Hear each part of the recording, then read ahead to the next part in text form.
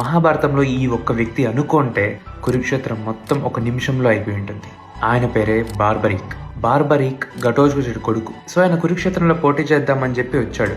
ఆయన చూసిన వెంటనే కృష్ణుడు ఏం చేశాడంటే, నువ్వు ఎవరి పక్క పోటీ చేస్తావన్నాడు. కానీ ఆయన చెప్పే ఆన్సర్ కృష్ణుని చాలా డిస్టర్బ్ చేస్తుంది. నా దగ్గర 3 బాణాలు ఉన్నాయి. ఒక బాణం కౌరవుల్ని చంపేస్తుంది, ఇంకొక బాణం పాండవుల్ని చంపేస్తుంది, ఇంకో బాణం నిన్ను చంపేస్తుంది అంటాడు కృష్ణుడితో.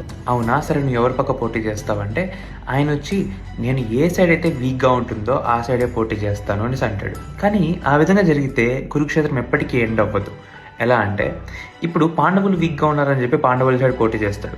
ఆయన పోటీ చేయడం వల్ల ఆబ్వియస్లీ స్ట్రెంత్ పెరుగుతుంది. ఇక్కడ వీళ్ళు స్ట్రాంగ్ అవుతారు, కౌరవులు వీక్ అవుతారు. అప్పుడు షిఫ్ట్ అవుతాడు, మళ్ళీ అక్కడ పోటీ చేస్తాడు. అక్కడ మళ్ళీ వీళ్ళని వీక్ చేసిన తర్వాత మళ్ళీ వీళ్ళ పక్క వస్తాడు. అప్పుడు కృష్ణుడు ఏం చేస్తాడు, ఇలా అయితే సొల్యూషన్ రాదు అని చెప్పి ఆయన దగ్గరికి వెళ్ళి, నేను చాలా హెల్ప్లెస్ మూమెంట్ లో ఉన్నాను, ఒక క్షత్రియుడు నన్ను చంపేస్తాడు అంటున్నాడు, నాకు హెల్ప్ చేస్తావా అంటాడు. నేను మీకు హెల్ప్ చేస్తాను అంటాడు.